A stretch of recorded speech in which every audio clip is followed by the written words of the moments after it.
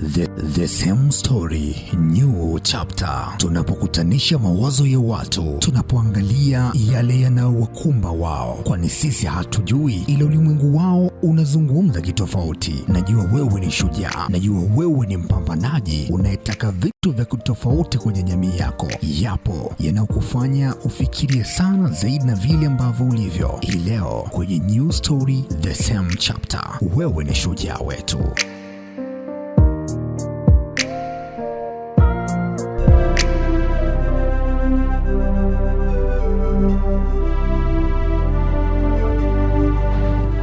Basi leo ikiwa ni siku nyingine tena, wiki nyingine mpya, tunakutana na tunaendelea na simulizi ya maisha, simulizi ya mambo ambayo amekumbana nayo Jennifer, akisema kwamba hatamani kuona mtu mwingine anapita, hatamani kuona binti mwingine anafanya hivyo.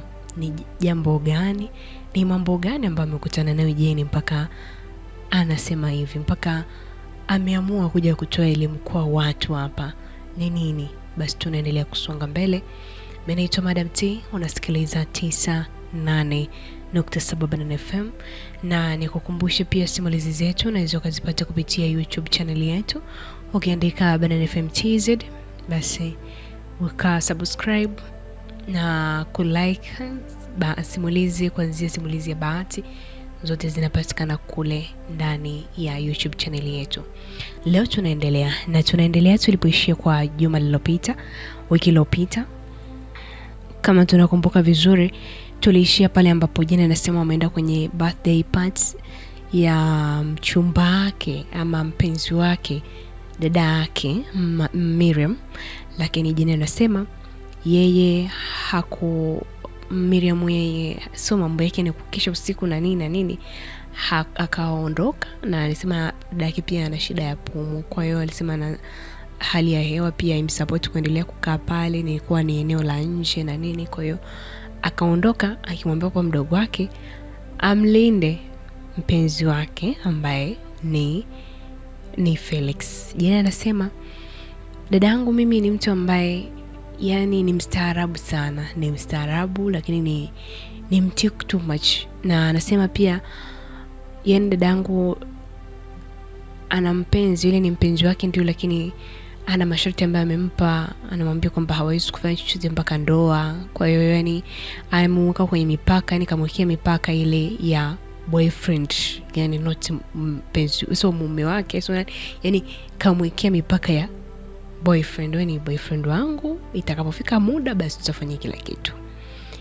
Jennifer anasema niliona kama dadangu amenipa wakati mgumu, lakini nikasema kwanza Felix mwenyewe ni mtu mzima, alafu pia anampenda sana dadangu, kwa hiyo hata akifanya kitu hawezi akafanya kitu ambacho anajua msa atamuumiza, hawezi. Na sema Miriam alifanya hivyo kwa sababu kuna mdada mmoja ambaye Jenny anasema mimi mwenyewe namjua, tunasali naye kanisa moja, anampenda kweli Felix, na mpaka anashindwa anashindwa kuzuia zile hisia zake, anaonesha waziwazi. Anasema alikuwa anaitwa Violet yule dada, akimuona Felix yuko na Miriam. Anasema ile siku zile pia kwenye party Felix alimtambulisha Miriam, nilimuona alivyokasirika akaondoka, yani hivyo. Kwa hiyo anasema Miriam alivyoondoka ndio maana aliambia kwamba ni mchunge, na mtu mkubwa zaidi ambaye alikuwa anaangalia ni yule dada. Nasema kweli Miriam aliondoka na akaniacha mimi, na Jenny anasema mimi ni mtu wa kupati. Dadangu alikuwa ananizuia sana, alikuwa ananiambia sinywe pombe nisifanyaje, basi nikawa namsikiliza yeye sinywe pombe. Lakini alivyoondoka Jenny anasema nikawa nimekaa tu sasa, mimi sinywe pombe, dadangu kaniacha hapa nimwangalie mtu mzima, yani nashindwa hata kuelewa nifanye nini. Sina mtu ambaye nimemzoea hivyo, kuna watu ambao nawajua kundi lakini sijawazoea. Sema nimekaa pale nikamuona Violet yule dada ambaye Jenny anasema anahisi kwamba anampenda Felix, yupo anazungumza na shemeji yangu sasa Felix. Lakini anasema kwa hiyo kuzungumza kwake ni kama mbona kama hawamalizi, alafu mbona kama pia hawana matarajio ya kumaliza, na nimepewa kazi ya kumlinda, kwa hiyo nifanye namna. Jenny anasema nilivyoona vile Nikavuta pumzi kama dakika 2 nione kama wanamaliza, labda kila mtu ataenda na shughuli zake, lakini bado nikaona kama wana maongezi endelevu. Kwa hiyo nasema nilichofanya mimi, nikaenda afu nikasimama katikati yao na mimi nikaendelea kupiga story na nini. So dada alinikata jicho kwa kiasi cha kwamba alionyesha dhahiri kwamba hajapenda. Alinikata jicho akaondoka. Na mimi nikabaki pale, nikapiga na story, nikaendelea kupiga story na Felix. Sasa huko watu wanakunywa, wanakula nyama choma nini, yana watu wanaendelea kuvibe. Jina nasema anasema Felix akaniletea glasi ya wine. Akaniambia wewe hunywi pombe, lakini unaweza ukanywa wine, itakuwa rahisi kwa kunywa wine, kwa hiyo sio mbaya, alafu pia hata kama hujazoea kunywa pombe haiwezi kukutesa. Jina nasema kumbuka, mimi mwenzako sio kwamba sinywi pombe au sije kunywa pombe, ninazinywa. Dada yangu Miriam tu ndo alikuwa amenikataza, na mimi nikaona kwa heshima nisinywe, nikubaliana naye tu. Sema dada yangu ni mtu ambaye alikuwa ananionya vitu vingi sana. Basi Jina anasema mimi nikiwa nimekaa pale tunaendelea kupiga story, akaniletea glasi ya wine, nikanywa. Akawa ananiambia, sema pembeni hapo tunapofanya party kuna swimming pool, wengine wapo kule wanaogelea na nini, ambao sio wapenzi wa pombe, sio wapenzi wa muziki, wako wanaogelea. Akasema nikawa nawaangalia sana kwa muda mrefu. Anasema akaniuliza, mbona unawaangalia sana wale, unatamani kwenda kuogelea? Nikamwambia hapana, wala hata kuogelea sifahamu, sijui, kwa hiyo wala sio kwamba hata nimewatamania, sijui hata mimi kuogelea. Akaniambia unaweza ukajua sio nani. Jina anasema nikashangaa nilazimisha kitu ambacho mimi hata sikuwa kwenye mpango nacho cha kujifunza kuogelea. Akasema kamuita mdogo wake wa kike, akamwambia kama anipe mimi mavazi ya kuogelea. Jana anasema mimi kwetu kiufupi jamani, sisi sio kwamba ni wazuri sana, lakini tu habari ukituangalia tuna muonekano fulani hivi ambao ni wasichana wazuri, mimi pamoja pia na dada yangu. Anasema sote tulikuwa ni wazuri, hakuna ambaye alikuwa mbaya, vile tu mimi ndio kichwa hamna, dada yangu mimi ana akili. Mimi ni dismind, dada yangu mimi ni mstaarabu too much. Huo ndio tofauti wetu uliokuwa mkubwa. Na anasema alivyonipa zangu kuogelea na shemeji yangu, sasa Felix akasema kwamba atanifundisha kuogelea, kwa nitajua tu, nisijale. Kweli anasema nikabadilisha nguo, nikaenda, akasema sio anaanza kunifundisha kina kifupi na nini. Jana anasema yalitokea mambo mengi, hivi ile situation nyingi. Anasema pia asikuwa peke yangu kule kwenye swimming pool, kuna ambao walikuwa huko kwenye kina kirefu, walikuwa wanaendelea kuogelea na nini. Kwa hiyo anasema nilikuwa ninamuona Violet, yule dada sasa ambaye anampenda Felix, alipokuwa anatuangalia vibaya, anatutizama vibaya. Na Jana anasema mimi si kichwa hamna, mimi tena sasa najua kumkera mtu. Nikasemaje? Jana anasema nikaamua kufanya kitu ambacho kitamkera zaidi, ili atuangalie azidi kukereka, azidi kubweka. Nikaamua kufanya kitu cha namna hiyo. Na Jana anasema nilichoamua kufanya mimi, nikarudisha manjonjo, ile nikaanza kumwagiana maji na Felix ambaye ni shemeji yangu. Sema nikaanza kumwagia maji, nikaanza kukimbizana naye kwenye maji na nini. Mara nikachukua mpira ambao ulikuwa pembeni ya swimming pool, nikaanza kumrushia. Jina anasema kile kitu nilichokifanya pale sikujua kama kinaweza kuleta madhara baadaye. Ikawaje?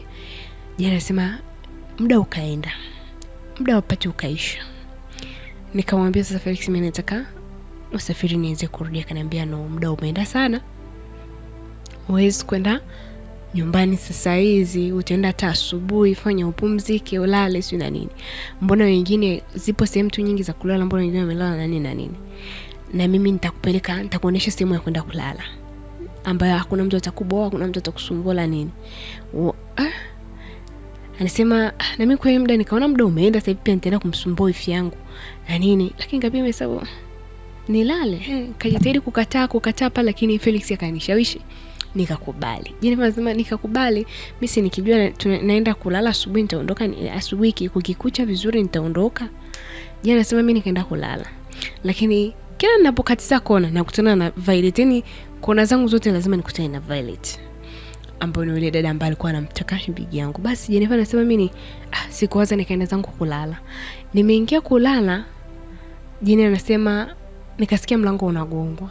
Mlango unagonga, nafungua, nikakutana na Felix anafungua mlango. Anagonga mlango. Anasema sikuwaza negative yoyote ile, nilimkaribisha. Nikamwambia umerudi tena karibu. Akaambia ngoja kuangalia kama umependa sehemu ya kulala.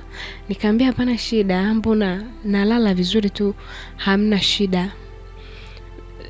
Na nikaanza kumtania, nikamwambia kwamba ingekuwa Miriam ndo anazingua, akasema dadangu mimi anachoka sehemu ya kulala kutokana na hali yake ya kiafya, pia apende sehemu ambayo iko rafrafu, apende sehemu ya makelele. Dadangu ni mlokole, ni siseme ni ana tabia yani hivyo, anachagua kuna vitu ambavyo anachagua hivyo. Kwa anasema mimi nikaingia, na ilipokuja yeye akaniambia kwamba tunapiga story. Yeye anasema sehemu yoyote huwezi kuweka negative na positive weka pamoja, lazima viachanishwe. Sema huwezi kuamini, yani Felix alifanikiwa kunishawishi ni shemeji yangu. Yeye anasema siwezi kueleza yote ambayo yani siwezi kueleza yote ambayo aliniambia, lakini pia mimi mwenyewe siwezi kuzungumza yote maana ni muda wa mapema sana huo, najua na wanafunzi wapo. Anasema alitumia kila aina ya mbinu kunishawishi. Anasema tuliingia kulala karibia saa 8, saa 9 inaenda, lakini nilikuja kufunga saa 11 huko. Simani tulizungushana kama watoto wadogo. Yani namwambia wewe ni shemeji yangu na mheshimu sana dada yangu. Na Jane anasema mimi kweli ninafanya upumbavu mwingi sana, na najua kabisa mimi ujinga wa kila aina mimi nimeshawahi kufanya, lakini huyu ni shemeji yangu ambaye dada yangu anamwamini kupita kiasi. Hawajawahi kukutana, hawajawahi kufanya chochote, dada yangu anaamini kwamba nothing can happen. Yani anamwamini sana Felix vibaya mno. Kwa anasema mimi nikazungana pale, akaniambia kwamba unataka nikulipe shilingi ngapi? Nikamwambia mimi sijiuzi. Mimi siuzi mwili wangu wala sija hapa kwa ajili ya kujiuza. Akawa nilishaambia no Jeni, sijakwambia kwa sababu unajiuza, hapana. Yani kwa jinsi ninavyokuthamini nipo tayari kutoa kiasi chochote cha pesa sio yani. Nasema kweli Felix ni mtoto ambaye familia yake ina uwezo mkubwa sana, na pia yeye anajikimu, anajiweza, anavyoonekana hivyo. Kwa hiyo nikawa tumebishana pale, akanipa anasema mimi nikamwambia kama unataka mtu wa kulala naye umlipe. Wako wadada kibao warembo wamekuja kwa birthday yako, unaweza kumtafuta mtu ukamfanya naye, lakini sio mimi. Yani mimi niko tayari ufanye na yoyote, but not me, sio mimi. Nitamdisappoint kiasi kikubwa sana kama nikikubali kufanya hicho kitu. Basi jana anasema akanipa kiasi cha pesa. Anasema sikuwa nimekihesabu kwa muda ule ni kiasi gani, lakini akaniambia hizi pesa nakupa, nenda kamtafute, nikanisaidia kutafuta mdada yoyote ambaye unaona ananistahili, mpe kiasi cha pesa, zungumza naye kila kitu, alafu umlete.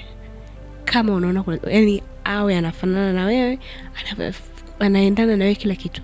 Na akaniambia pia mimi yote haya nakulaumu wewe, kwa sababu vile ambavyo tulikuwa tunafanya wakati tulivyokuwa tunataniana tunafanya wakati kule kwa Yusufu, ndo zimeamsha hisia zangu kwenda kulaumu wewe. Nikamwambia mimi unanilaumu vipi? Mimi wewe ndio umenilazimisha mimi kwenda kunifundisha kuogelea, nilikuwa sina hata huo mpango, wewe ndio umeisha. Akaniambia kwa tusiendelee kubishana, fanya hivyo ninavyokuambia. Anasema alikuwa na hasira, ananiambia kwamba niende nikamtafute mtu. Yeye anasema nikachukua zile pesa nikatoka nje pale kwenye corridor, nikasema nikasimama nifanye nini? Hivi kweli mimi niende nikamtafutie mtu alikutana na shemeji yangu ambaye dadangu amenipa mimi ni mlinde na nini? Yes, mimi nikarudi ndani. Nikamwambia hivyo kwani unanionaje? Yaani unanichukuliaje? Unanituma mimi ngakutafutia mtu wa kulala naye? Kweli serious? Yaani nishusha viwango na nini? Yes, mimi niliongea. Nikaongea. Akaniambia no, sijakushusha viwango, sijafanyaje. Unamheshimu dadako na mimi nimekubali kwenye hilo, lakini siwezi kulala hivi. Yaani usikongo uwezi kupita, siwezi, yani sitaweza, kwa hiyo fanya namna. Jana anasema kuna watu ambao unajua wanasema sehemu ambapo wanalala wale wadada, alikuwa watu wengi ambao wanalala sehemu ambayo wanalala zaidi 2, 3, 4. Sema nikapita nazo maneno ya Felix yanazungumza kichwani kwangu, ananiambia hakikisha anafanana kama yeye. Nikarudi ndani nikaona ni ujinga, nikampa pesa zake, nikamwambia mimi kwanza naomba niondoke. Nikamwambia mimi sijui nitafikaje, nitafanya, lakini nataka niondoke. Jana nasema nikafanya kutaka kuvaa nguo zangu niondoke na nini. Nasema lakini mwanaume ni mwanaume tu na mwanamke ni mwanamke tu. Jana nasema yani na kujizuia kote, sikuwa na nia mbaya kweli, na yani sikuwa na chochote, sikuwa nina nia mbaya kufanya chochote kibaya kwa bio dada yangu.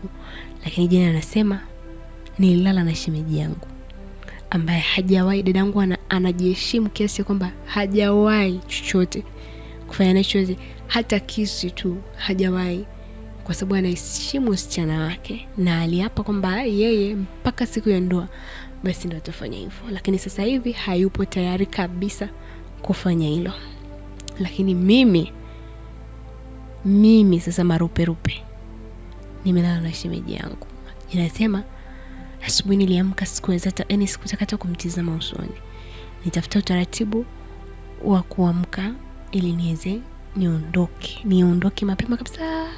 Jana anasema kweli nilikuwa nimeoga chep nimevaa, akawa ananiambia maneno yake ya kipuzi pale, sio ameenjoy, amefanyaje, ananishukuru sana, itakuwa siri yetu.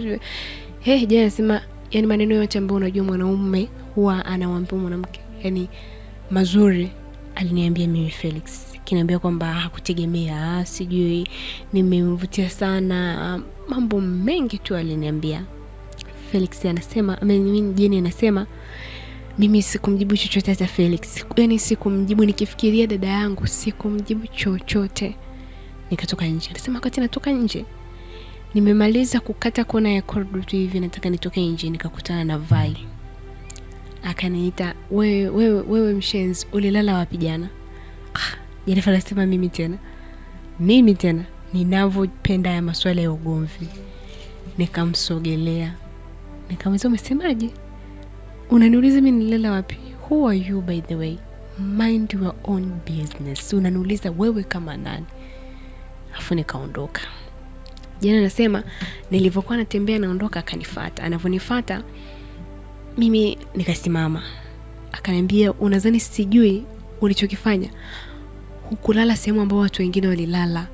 Una aibu. Umelala na mchumba dada yako. Kwani muda wote ulikuwa unamwangalia, ulikuwa unajidai unamsherehekea dada yako, kumbe ulikuwa unamtamani dada yako. Nikamwambia unasemaje wewe?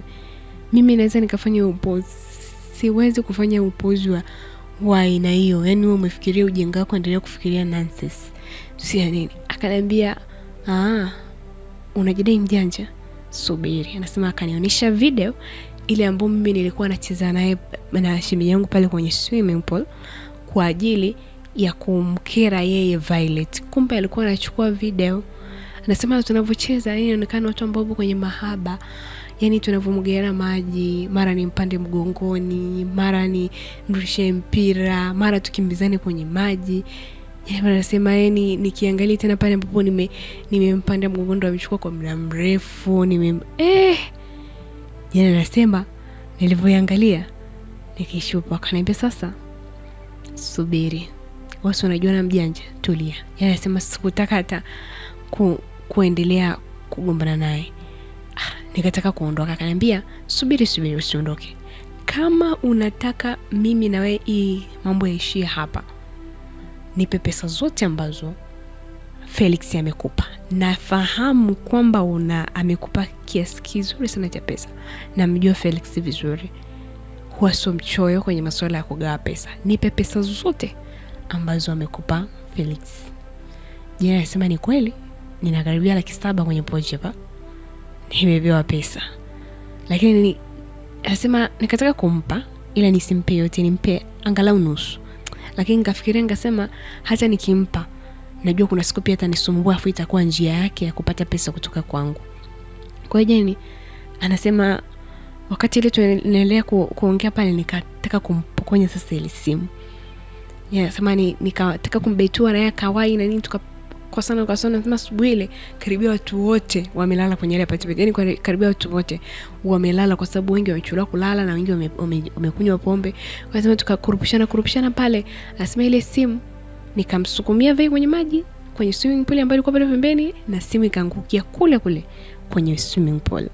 Sema nikaenda zangu mimi nyumbani. Sema nimefika kule kwa wifi yangu namuuliza Miriam bado amelala. Ananiuliza Miriam, si upo naye wewe? Nikachoka. Jana anasema nikamwambia niko naye mimi. Nikamwambia Miriam jana usiku hakufika nyumbani. Akaniambia usitaki uniingize kwenye kesi ambazo sizijui. Dada yako wewe na yeye mlitoka hapa wote kwa pamoja. Jana anasema niliishiwa power. Nikasema dadangu sasa atakuwa ameenda wapi tena? Anasema wakati huo huo wifi yangu hafai. Akaanza kuongea, akasema mtakuja kuniingiza kwenye matatizo, sijui nimetoka na wapi na nyie, sijui nitawaambia nini kaka yenu mimi, kwamba nyie ndio mnaweza mkao nimewaingiza kwenye matatizo, nimekubali muende huko nilipoenda. Halafu sasa unarudi asubuhi unaniambia dadako yuko wapi? Mimi najulia wapi wakati mlitoka hapa wawili? Jina anasema nikajiuliza dadangu atakuwa ameenda wapi? Yule dereva ambaye Felix alimpeleka wapi? Amemfikisha nyumbani, alishukwa pumu njiani akampeleka hospitalini, amemteka, amefanya nini? Itakuwaje? Dada yake Jennifer ambaye ni Miriam ameenda wapi? Kakutwa na nini? Mbona hajafika nyumbani? Wifi yake kule itakuwaje? Kipi ambacho kitatokea? Lakini huku pia Jenny amelala na shimiji yake. Dada yake atajua ile video ambayo Vai alikuwa nayo imepotea baada ya ile simu kuingia kwenye maji, au kipi ambacho kitatokea? Mimi na wewe tutafahamu kwa uzuri zaidi kesho. Mimi nafahamu, ila wewe utafahamu kesho, kwa sababu muda wetu umeenda. Tumechukua dakika 21 badala ya dakika 15. Tumeiba dakika za watu. Tutafahamu kesho, tujue kipi ambacho kimetokea, yapi ambayo yanakuja zaidi huko mbeleni. Benito Madam T, endelea kusikiliza 98.7 Banana FM, lakini pia njoo kwenye mitandao yangu ya kijamii, Instagram na mtandao wa X, TikTok natumia official T005.